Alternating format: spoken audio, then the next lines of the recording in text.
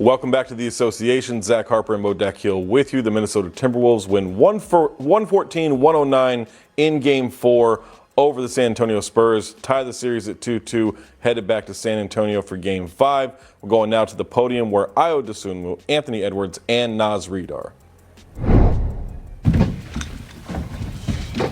Ayo, you're in the middle. Main attraction. Okay. Oh, shoot. Broke ass jump shot. 12.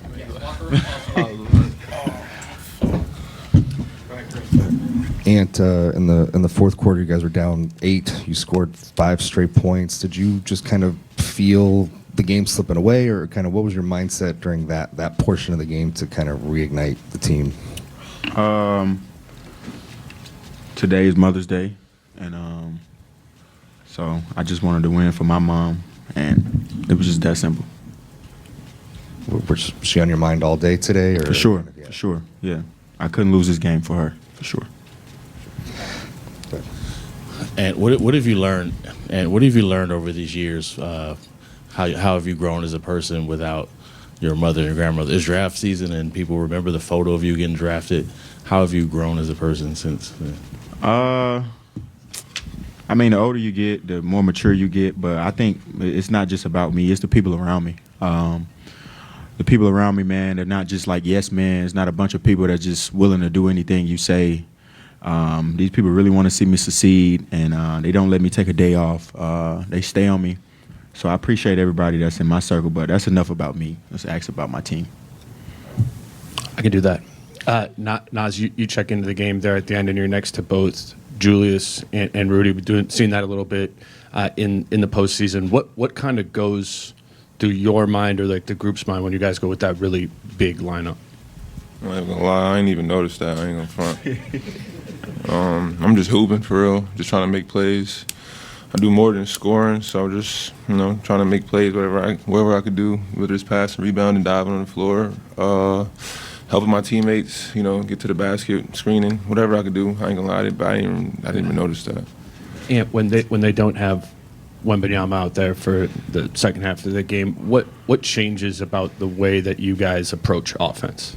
I don't know, honestly, man. I think it was kind of harder, just because. I mean, of course, they're a really great team with him on the floor, but they play a lot slower when he's on the floor because, everything is evolved around him. When he's not on the floor, everybody is playing. It's just like, when every team is missing their best player, everybody plays free. They get more shots, more confident. So I think it was a lot harder, honestly. Naz, in terms of taking the elbow, were you surprised? How much did it impact you? How much did it hurt? And have you been hit like that before in this game? Pain is weakness leaving the body. That's it. And you want to talk about your teammates? Finchie just talked about Naz's defense this whole series. Can you talk about what he's contributed? Yeah, man. I tell Naz all the time, if he's guarding at a high level, we're a hard team to beat. But it's not just his defense, it's his offense. Like, his 3-ball wasn't falling today, and I told him, play off the catch. Like, they're going to run you off the line just because they know you're a great shooter. And find other players, find your teammates, get to the rim, crash the offensive glass, and he did all that. He had a big-time rebound at the end of the game to kind of seal the game. And, yeah, he just been playing hard for us, like, this entire time, man. He dive on the floor. He do all the little things that other people don't want to do. So, yeah, he know I love him. That's my brother. I know stylistically you said it kind of shifted, without Wembanyama out there. But did you all feel it felt like late? You got a lot of stuff at the rim. Did you feel like the rim was a little bit more open? Yeah, of course. Yeah, of course. I mean, everybody know the rim's going to be a lot more open when he's not on the floor. But for them offensively, yeah, they play a lot more loose when he's not on the floor also. But, yeah, I mean, he's 8 feet tall. So he going to cover up the rim anytime he's on the floor. Haya, you had a very good, energetic game within the third minute. What mindset do you have in the fourth quarter? Who you talking to? Ayo. Oh. I'm sorry, I didn't hear you. Oh yeah, I was talking about the last 3 minutes. It was very energetic for you. What was your mindset like? Towards that moment. I just wanted to help impact the game any way I could. Of course, 3 for 12, I didn't have the best offensive night, but, you can't control the ball going in the hoop. You can always control your mindset, your attitude, being there for my teammates the whole game, man. Down the stretch when my number was called, I just wanted to be there and help my team get the win. And this time of the year, it's all about getting the win. And I just wanted to help contribute any way that I could down the stretch. It seemed for the second game in a row that the Spurs kind of got hot in the third quarter. What is it going to take for y'all as a unit to make adjustments to kind of slow them down and shift the momentum back your way during the third quarter? Guard him. We got to come out. The starting five got to come out with a lot more energy, looking like we're ready to play. I think I was a big part of that in that third quarter. I was gassed a little bit, so I came out like super low on energy, just walking up and down the floor. So my teammates got to get on my ass for that. Yeah. And 2-2 now, going back to their house. I mean, just walk me through where you guys are at mentally now after a big win like this, just to kind of take it back to their place and try to wrestle this series lead back. Now it's just take it one game at a time.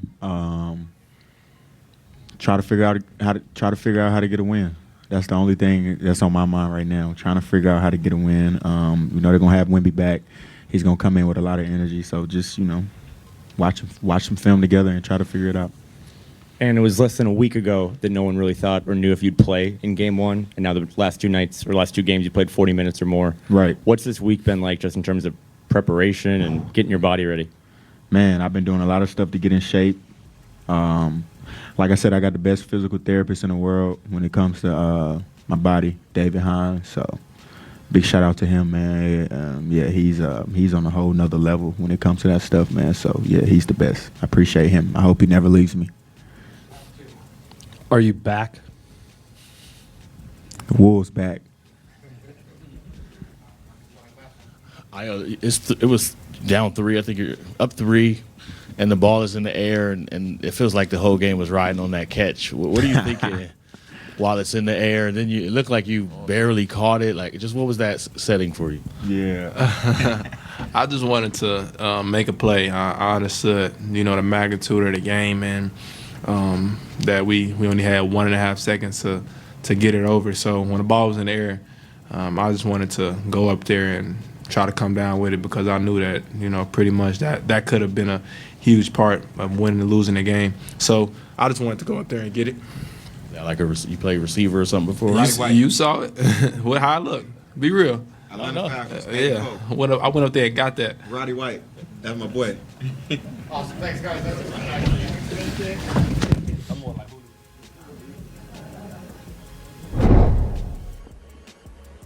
That's Anthony Edwards, Ayo Dosunmu, aka Roddy White, and Naz Reid there for the Timberwolves after the win.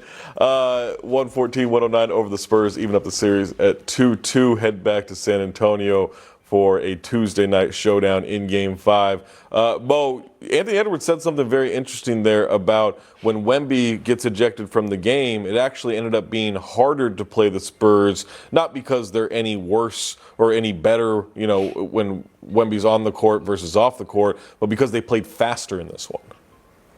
Yeah, I think it's a little bit easier for them to kind of run up and down the court, them being the Spurs, right? Get out and transition more. I will say this, though.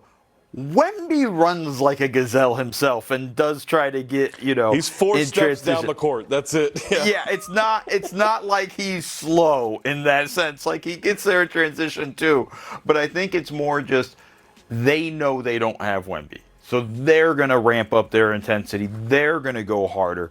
And the things that they're good at, they're going to even make a point to do more of without Wembanyama on the floor. And I think that was more what Ant was talking about in terms of what he was feeling was like, oh, wow, they've ramped up their intensity. They didn't let down.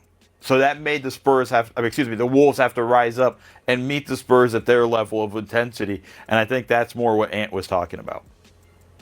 Yeah, there definitely was more urgency and maybe even a freer way of the Spurs playing there in those moments right after, because we saw it, they're flying all over the court. They're diving for loose balls. They're getting loose, 50-50 balls off offensive or defensive rebounds. They were very quick to everything, and a little easier knowing you have a 2-1 lead. If you lose this, you still have home court advantage going back to Game 5. But, yeah, definitely did see more urgency and desperation without Wemby on the floor. Wolves didn't match that for a while, but then eventually did. Well, Ant did. Ant got it going. Once Well, he yeah, Ant started did, to get yeah. going to the fourth quarter, they all said, "Oh, okay, let's go now. Ant's moving. We're gonna go now." Well, the Minnesota Timberwolves did get a big effort from just about everybody tonight. Rudy Gobert got a couple of big dunks in this game, a couple of big buckets. Forcing turnovers. Turnover pops into their hands. They get out and run. TJ Shannon getting the little dump off to Ant to get him an easy bucket there to make sure your star is being fed. But I thought, Ayo Dosunmu came in. He didn't shoot the ball well, but they trusted him late in the game to do some ball handling, to do some creation. Obviously, Ant was getting trapped, and they were trying to figure out how do we mitigate this. And then the big catch at the end, they had to get the ball way up the court. And, I don't know if he looked like Roddy White out there, but he did come down with the ball, so you gotta credit him there with something. I mean, it wasn't pretty. Let's just be honest with the catch and all of that. But if he doesn't, kind of like hit it with his leg, and it wasn't intentional because it wasn't a kickball, but if he gets his leg somehow in the way, that ball's going out of bounds. And when that clears out of bounds, that's the Spurs' chance to tie the ball game with the three, and they had a timeout to advance the ball, all that stuff. It was a monster play. It was obviously, huge in the way it sealed the win for the Wolves, but it was scary when that ball was in the air for it felt like a minute, but it was obviously just a few seconds. But it felt like it was up there for quite a while, Zach. It did. We saw Julius Randle get that bucket off the feed from Naz Reid there. Julius Randle had a very tough first half, did have some big plays down the stretch there. When one of your big players is struggling like that, Chris Finch, took him out for a little bit, then goes to that big lineup with him, Naz, and Rudy on the floor, something that they would want to do with Dante DiVincenzo as the guard next to Anthony Edwards, but obviously he's out with the Achilles tear, so you bring in Ayo Dosunmu. Did you like that move in terms of getting all those bigs on the court, even though San Antonio was so much smaller? Yeah, I think, it was an interesting idea. Let's just overpower them now with our size. They're going to put Cornette on Rudy, so maybe we can have an opportunity. I mean, that play right there where Randall gets to go up against Castle, that pulls Cornette over, and he dumps it off to Gobert, who makes a great play right there for one of his big dunks. I think there's a bunch of stuff. There was one where I think it was Naz Reid had it also, and then fired a really tough pass to catch it in close quarters, and Rudy catches it and makes the big dunk along that. So I think just having those guys sort of try to go at the Spurs when they're a bit smaller made a lot more sense, and I think that kind of paid off. And Finch said it in the press conference, in his post-game presser. He was a little bit gun-shy about using it, so even he was a little bit nervous. I'm like, I don't know. But, I'm sure he's pretty happy right now with what he saw in that one. Yeah, that Spurs team was playing fast. You don't want to put a bunch of big, slow guys out there when the team's playing that fast, but it did work out for the Minnesota Timberwolves. They win 114-109 in Game 4 in Minneapolis at the Target Center.